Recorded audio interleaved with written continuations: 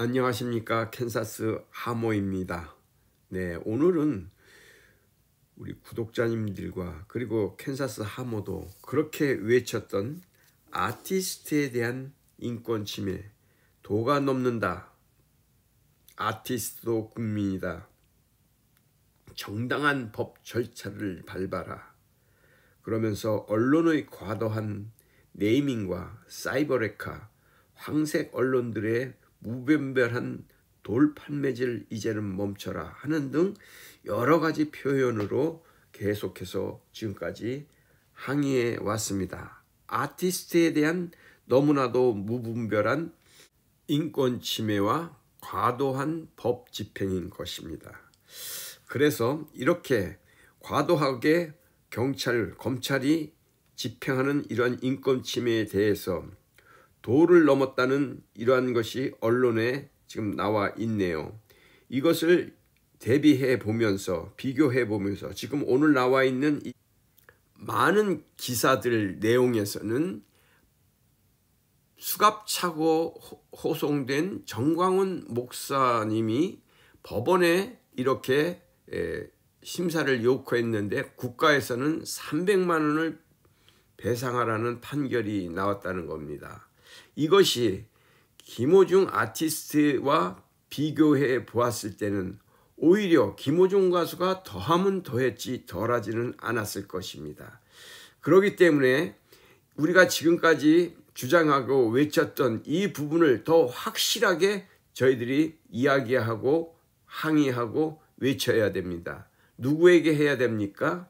네, 그것은 사법부, 언론에게 그리고 이 나라를 통치하는 통치권자들에게도 이러한 것을 우리가 호소, 항의해야 될 줄로 믿습니다. 한번 그러면 제가 오늘에 나온 기사들을 한번 소개해 보면서 우리 구독자님들 생각해 보십시오.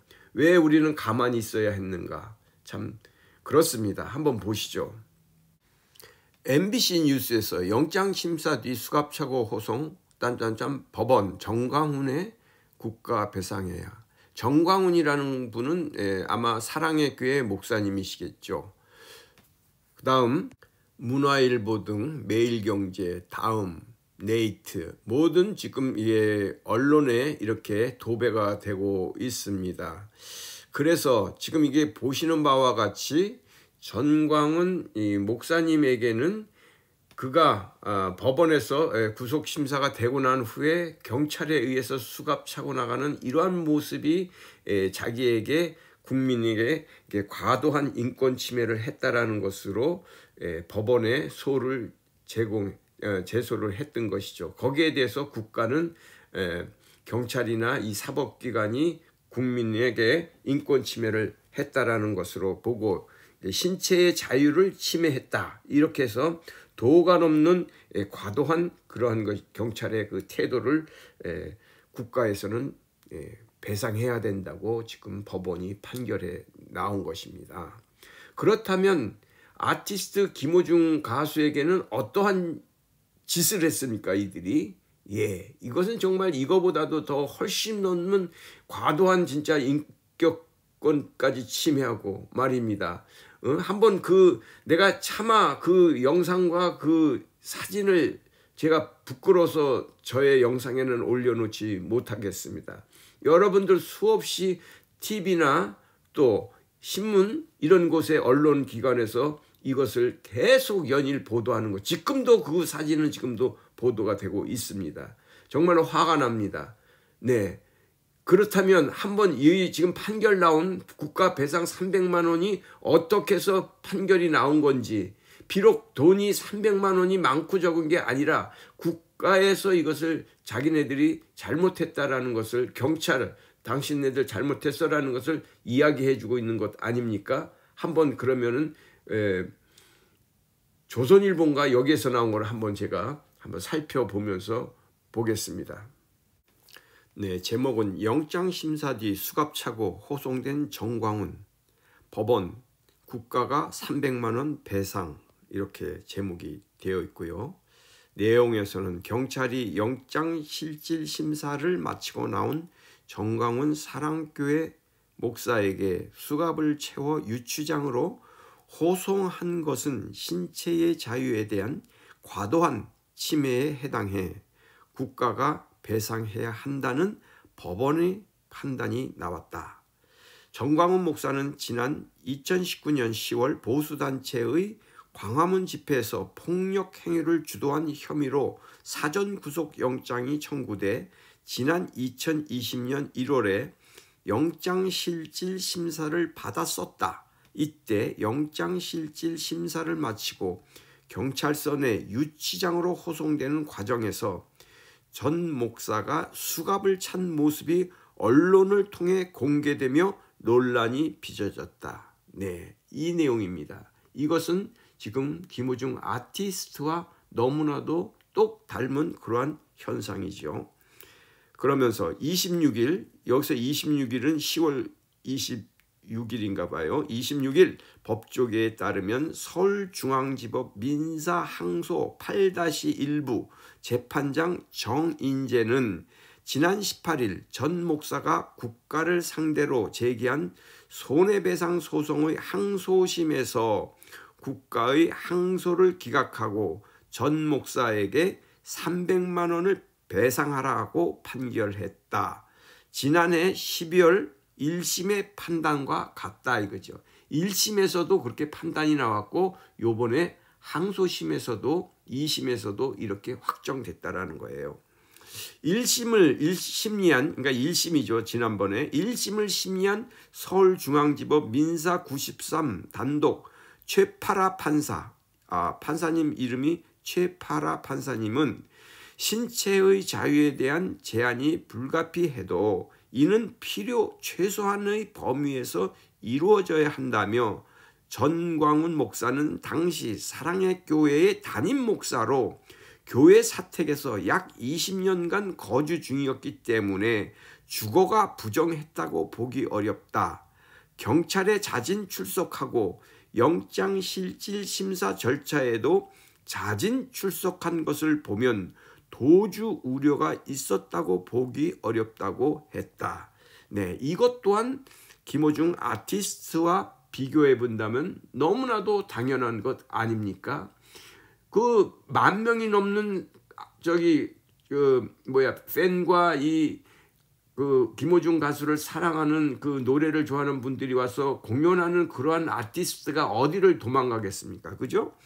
그건 뭐 이리 말할 수가 없습니다. 그러면서 최 판사님은 당시 경찰관은 상관의 사전 지시에 따라 만연히 수갑을 사용해 신체의 자유를 과도하게 침해했다며, 그렇죠. 이것 또한 김호중 가수와 비교하면 너무나도 흡사합니다. 위법한 직무집행으로 원고가 정신적 고통을 당했을 것은 명백해 국가가 정신적 손해를 배상할 책임이 있다고 그 판결 이유를 밝혔습니다. 그러면서 최 판사님은 경찰관이 전 목사의 양쪽에서 팔짱을 끼고 법정에서 호송 차량으로 이동하는 등의 조치만으로도 도주 예방과 호송 과정에서의 안전을 충분히 확보할 수 있었을 것으로 보인다고도 했다. 네, 이것 또한 김호중 가수의 그 처한 그러한 그때의 상황을 보면 너무나도 같습니다. 예, 어쨌든 기타 이렇게 너무 쭉도 나와 있고 보면은 전광훈 목사님은 손해배상 소송과 함께 국가인권위원회에 진정을 제기하기도 했다. 인권위는 지난 2021년 2월 경찰이 전 목사에게 수갑을 채운 것을 인권침해로 인정했다 이겁니다.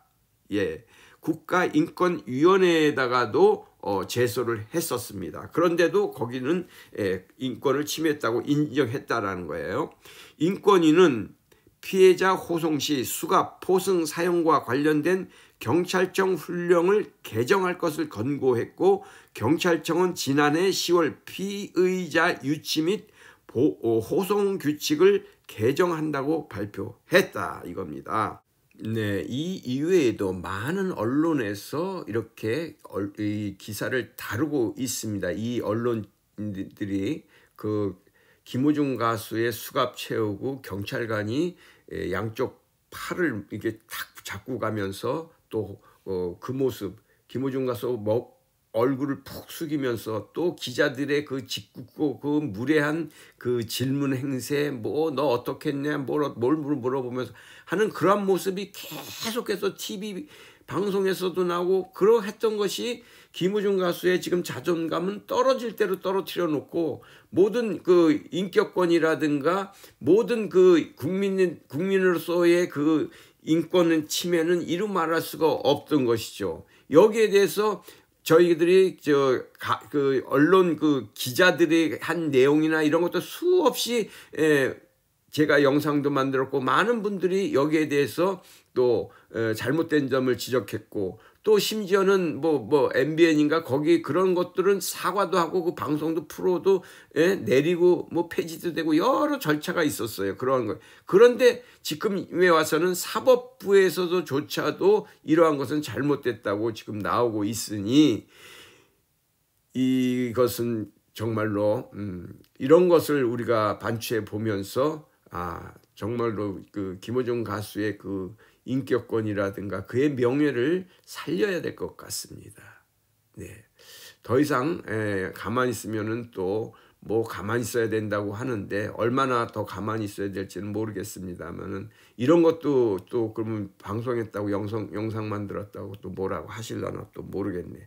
어쨌든 우리는 지금 이러한 것을 잘 보면서 왜 이게 과도하게 이렇게 하는데도 우리는 그 지금까지 가만히 있어야만 되는 것인지 저는 도저히 이해가 안 갑니다.